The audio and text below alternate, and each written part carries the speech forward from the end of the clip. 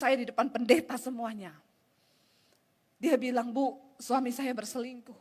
Dia seorang gembala." Saya bilang, "Ibu sudah bicara?" "Sudah."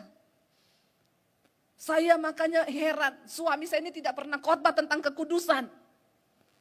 Saya selalu bilang, "Pak, khotbah tentang kekudusan. Umat Tuhan membutuhkan firman itu." Dia bilang, "Gak usah." Dia khotbah yang enak-enak, janji-janji, berkat, dan berkat. Tidak pernah menemplak dosa. Apa itu yang jatuh? Biasa aja, Pak, gak usah ngamuk. Lagi tegang ini. Ya, dia bilang, "Makanya suami saya nggak pernah mau khotbah." Terus saya bilang, "Ibu sudah bicara sama suami?" "Ibu sudah, Bu." Dia bilang apa? "Terus mau apa? Biar jemaat tahu saya selingkuh. Kalau sampai jemaat tahu saya selingkuh, kamu memakan apa?" Ini orang yang menginjak, jangan tertawa saudara. Saya mendengar itu hati saya terpukul. Kalau model gereja, model gembala sudah kayak begini, mau dibawa kemana umat Tuhan? Bagaimana Tuhan bisa menjamah melawat bangsa ini? Bagaimana gereja bisa menjadi kepanjangan tangan Tuhan yang membawa pemulihan? Kalau hamba-hambanya saja sudah hidup dalam kenajisan percabulan, kerjaannya tiap hari cuma hitung perpuluhan.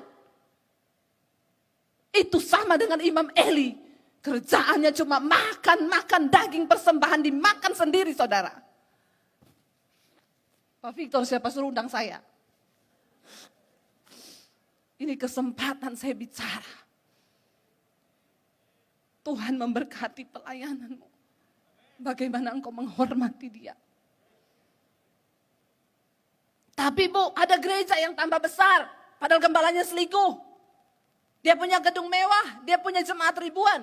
Biar mereka akan berdiri di hadapan tahta pengadilan Kristus satu saat nanti. Tidak ada yang terluput saudara. Jangan menipu diri.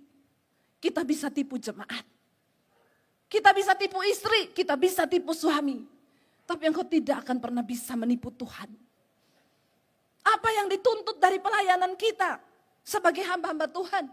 Pada akhirnya kita menjadi orang yang dapat dipercaya oleh Tuhan. Mending tidak usah pelayanan kalau engkau hidup dalam dosa. Tuhan mencari orang-orang yang hidup kudus untuk membawa kegerakan. Jangan bicara lawatan. Jangan bicara kita akan membawa lawatan Tuhan. Bagaimana kalau hidup kita saja tidak di dalam lawatan Tuhan? Omong kosong saudara. Mari kita buka mata kita.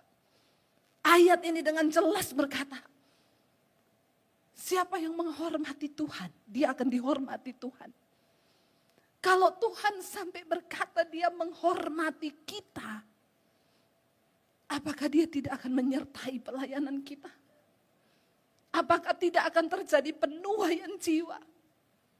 Ingat loh saudara, kita diberikan tanggung jawab. Bangsa ini semakin berjalan, dunia ini semakin gelap.